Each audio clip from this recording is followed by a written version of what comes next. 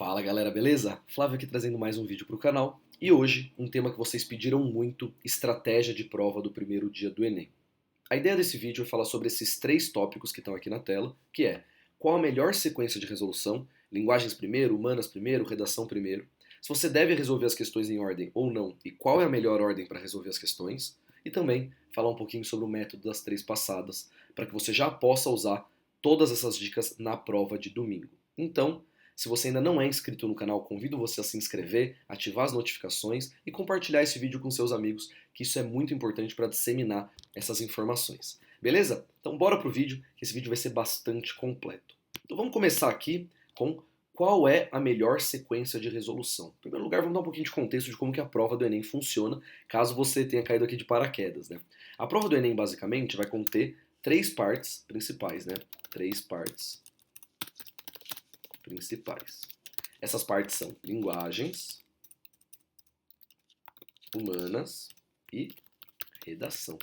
Então esses são os três elementos que a gente tem na prova do Enem. Cada uma delas tem as suas peculiaridades. Então é interessante entender quais são as peculiaridades delas, porque isso vai ajudar você a entender o porquê da estratégia que eu vou trazer aqui.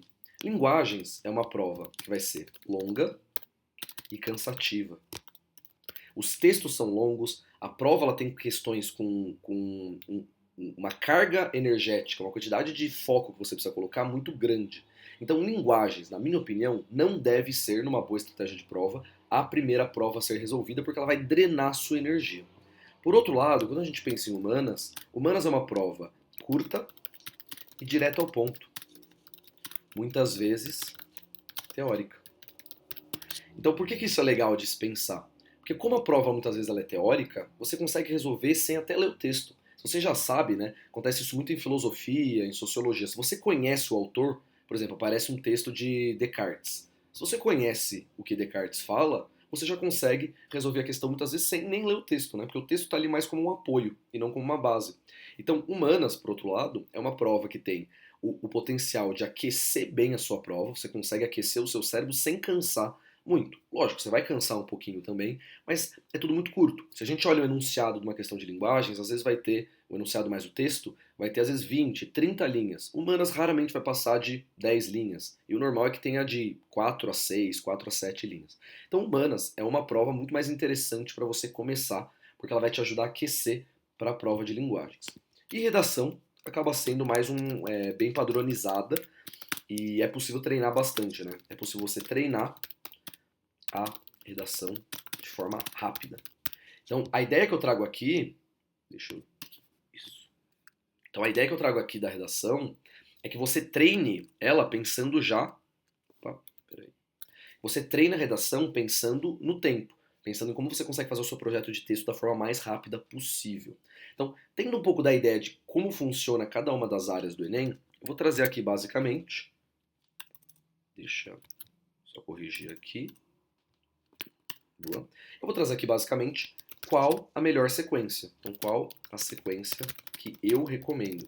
E que é a sequência que eu vou fazer. Eu vou fazer a prova agora no domingo, fiz a prova no ano passado, fiz a prova já diversas vezes do Enem, e qual a sequência que eu sempre uso para quando eu vou fazer a prova do Enem. Começar, em primeiro lugar,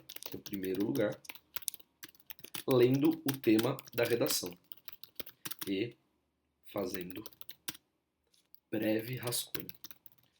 Por que isso é importante, né? Fazer um breve rascunho.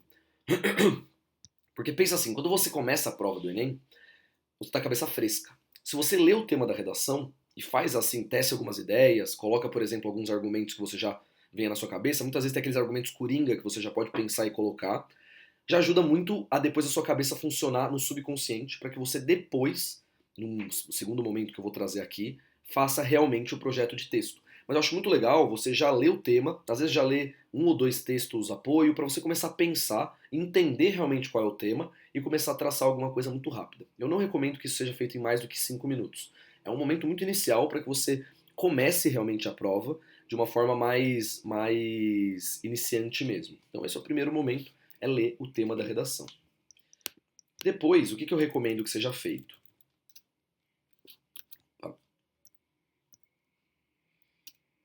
Em segundo lugar, você vai para humanas. e você faz o que eu chamo da primeira passada. Então você vai fazer a primeira passada de humanas, você vai começar a tecer a prova de humanas, e com, assim, sem pensar muito em fazer todas as questões. Eu vou falar um pouco mais depois no item 2 sobre isso, mas a ideia é, humanas vai ajudar você a aquecer a sua prova, vai ajudar você a aquecer o seu cérebro, ficar mais tranquilo, porque humanas você consegue fazer muitas questões, você não tem que pular tantas, então pra mim humanas é muito bom, e eu já miraria fazer pelo menos aqui umas 20 a 30 questões de humanas, pelo menos de forma incompleta, assim, aquela coisa que você elimina 3 alternativas, e aqui começando com humanas, já vai ser muito legal para você ganhar um pouco de confiança na prova. Em terceiro lugar, você faz a primeira passada de linguagens. Linguagens você vai mirar em fazer menos questões, porque dificilmente você vai conseguir fazer 30 questões de linguagem na primeira passada. Vai ser muito mais uma coisa de fazer talvez de 15 a 20 e 15 a 25, talvez 25 sendo um número quase máximo aí. E a partir daí, você fez a primeira passada. Acho que a questão de tempo a gente pode estimar que até que você tenha gasto mais ou menos de 1 hora e meia no máximo, nesse conjunto de 3 coisas que você vai ter feito. E agora, no quarto lugar, você vai voltar para redação. Só que agora você vai fazer o seu projeto de texto. O que é o projeto de texto? Para quem está acostumado a fazer redação, o projeto de texto nada mais é que você realmente escrever a sua redação, primeiro olhando mais para tópicos, né? Então você fala assim, cara, o primeiro argumento eu vou falar isso, o segundo isso, conclusão vou falar isso, esses vão ser meus argumentos, essa vai ser a minha proposta de intervenção, etc, etc. E você já monta seu projeto de texto lá no rascunho. Então você já escreve e assim, não precisa ser aquele, é o que eu sempre falo, o projeto de texto, ele não precisa ser perfeito. Quando você for passar limpo, você tem um pouco de autonomia de mudar algumas coisas. Então você não precisa escrever a redação 2 vezes, porque isso gasta muito tempo. Então o que eu fiz ano passado, que assim me ajudou bastante, foi eu fiz o projeto de texto bem resumido e depois eu já coloquei lá no rascunho uma versão um pouco mais detalhada, mas não 100%. Uma versão que eu demorasse no máximo uns 10, 15 minutos para escrever, isso estourando. Porque depois, num outro momento, você realmente vai passar a sua redação a limpo. Por que isso é legal? Porque você vai tendo várias interações com a prova, você percebe? Em vez de você fazer humanas inteira, linguagens inteira, redação inteira, você tem sempre o momento de dar uma pausa naquilo, então seu cérebro descansa daquela parte específica, e quando ela voltar, seu cérebro vai estar mais preparado para perceber um erro, perceber um ponto de atenção. Eu lembro que na minha redação eu tinha feito alguns erros ortográficos, algumas coisas pequenas que quando eu voltei eu falei, caramba, se eu não tivesse voltado, eu teria perdido pontos aqui, isso teria me dado problema depois. Então é legal você fazer isso em blocos, e pensa que agora você vai fazer tudo que você fez de novo. Então o quinto lugar vai ser basicamente humanas, segunda passada. E assim por diante. Sexto lugar, linguagens, segunda passada. E sétimo lugar, redação. E aqui já é passar a limpo, que já é o plano final da sua redação. Nesse momento, eu recomendo que você tenha, quando você terminar a redação passado a limpo, eu recomendo que você tenha pelo menos de 30 minutos a 1 hora para fazer a terceira passada. Pelo menos, 1 hora é o ideal, mas 30 minutos é o mínimo.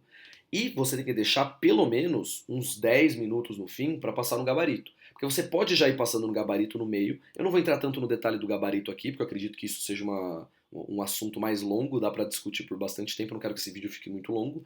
Mas a ideia basicamente é essa, que você pode já ir passando o gabarito ao longo de toda a prova, ou você pode deixar para momentos específicos. Por exemplo, terminou a segunda passada, você passa no gabarito tudo que você tem certeza até aquele momento. Ou você pode deixar para o fim, tendo muito cuidado de deixar pelo menos 10 minutos. 10 minutos é o mínimo que você tem que deixar para passar no gabarito.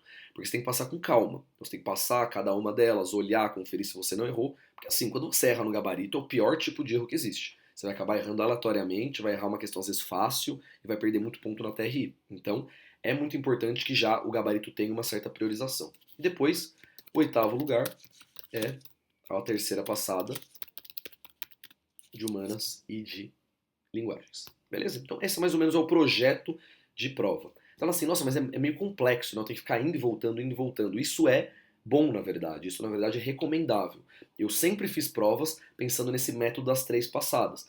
Isso não é o método das 3 passadas, isso é só a forma como eu faria a prova, dividindo. O método, ele fala o que você tem que fazer em cada uma das passadas, né?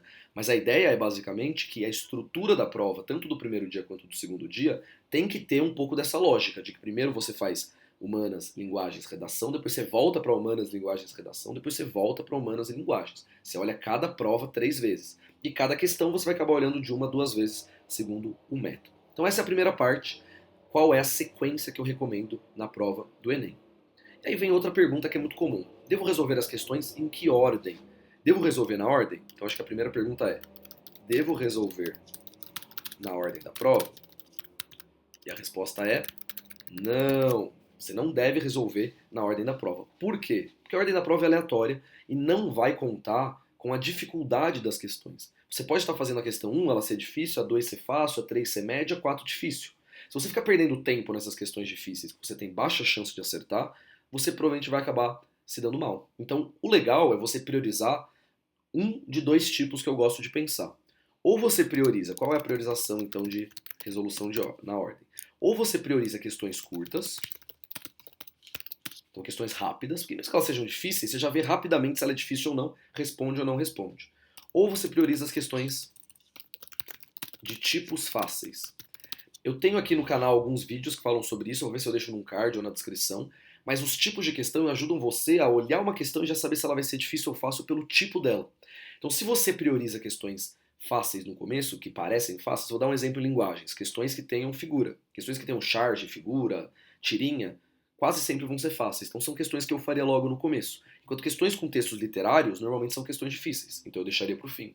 Então você priorizar as questões fáceis no começo, nessa primeira passada, por exemplo, é muito mais inteligente do que você fazer a prova na ordem. Então eu gosto da ideia de priorização de questões curtas e questões de tipos fáceis, questões que na sua prática você já percebeu que são fáceis para você. Então essa é a priorização que eu acho mais legal.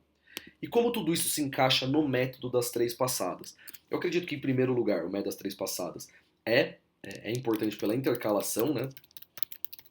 Intercalação, que vai ajudar você a trabalhar o cérebro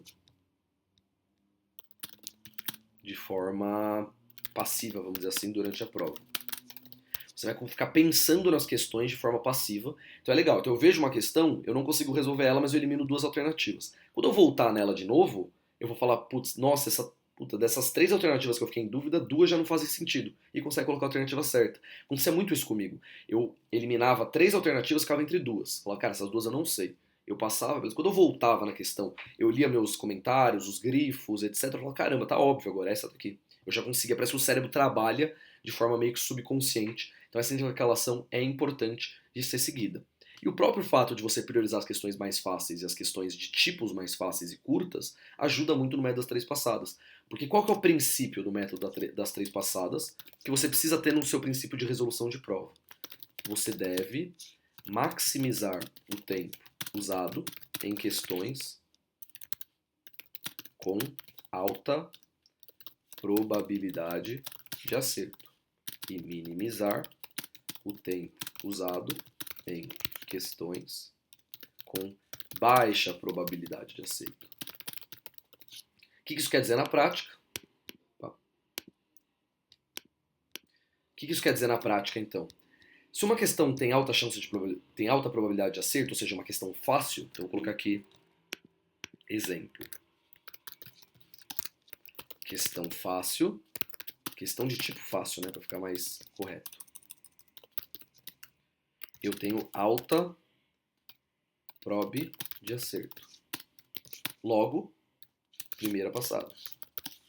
Questão, por exemplo, de literatura, tenho baixa prob de acerto. Logo, segunda ou terceira passada. Percebe o princípio? Então a ideia é, eu aloco as questões de uma forma em que a questão de tipo fácil, ou a questão que eu saiba que é fácil, ou curta, ou que vai me gastar pouco tempo, eu tenho alta probabilidade de acerto, ela fica mais no começo da prova, que é onde eu estou mais descansado, que é onde eu tenho mais tranquilidade para resolver a questão, e eu vou acabar maximizando a chance de eu acertar aquela questão e de ter mais acertos no total. E a questão que eu já sei que provavelmente eu vou errar, isso acontece muito em matemática, né? Aquela questão de probabilidade, que você fala assim, cara, eu historicamente erro quase todas as questões de probabilidade. Por que eu vou gastar tempo nessa questão? Deixa eu gastar tempo na questão de geometria, deixa eu gastar tempo na questão de porcentagem, que são matérias que eu já tenho mais facilidade. Então, a questão de literatura, por exemplo, que eu tenho baixa probabilidade de acerto, eu deixo para a segunda ou terceira passada. Por quê? Porque eu já vou errar provavelmente essa questão. Então, para que eu vou gastar tempo nela? Eu gasto se eu tiver. Então, se me sobrar tempo, se eu chegar no fim da prova e tiver ali ainda uma meia hora de tempo, eu faço essa questão. Senão, não, e não vai fazer diferença nenhuma. Tanto eu já tinha baixa chance de acerto, quanto a TRI não vai dar muito pontos. Eu dou até um exemplo da prova do ano passado. Teve uma questão que ela foi tão difícil que as pessoas que acertaram não ganharam nada na TRI, ganharam tipo 0,1 de nota de 0 a 1000. Então, assim, foi basicamente uma questão que não valeu nada. Imagina se você gastou 10 minutos para resolver essa questão e acertou. Não adiantou nada. E se você errou, você não perdeu nada com isso também. Então, as questões são difíceis, elas valem a pena deixar para o fim. É como se sua prova reduzisse, de em vez de ter 45 questões, ela tem 40 e você acerta 35. Não fez diferença as últimas 5 que você não respondeu. Então, acho que essa é um pouco da ideia de como seria a melhor estratégia de prova. Então, em resumo, quais são os pontos aqui? Começar com humanas, tendo redação, na verdade, como primeiro ponto, só para você dar uma olhadinha, mas fazer humanas, linguagens, redação, priorizar questões fáceis e priorizar questões curtas, e usar o método das 3 passadas com esse princípio que você deve maximizar o tempo usado em questões com alta probabilidade de acerto. Beleza?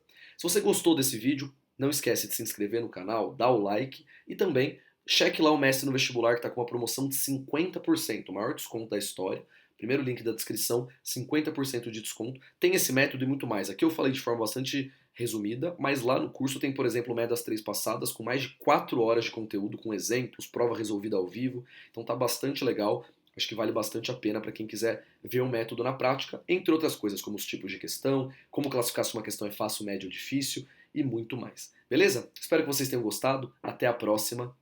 Um abraço.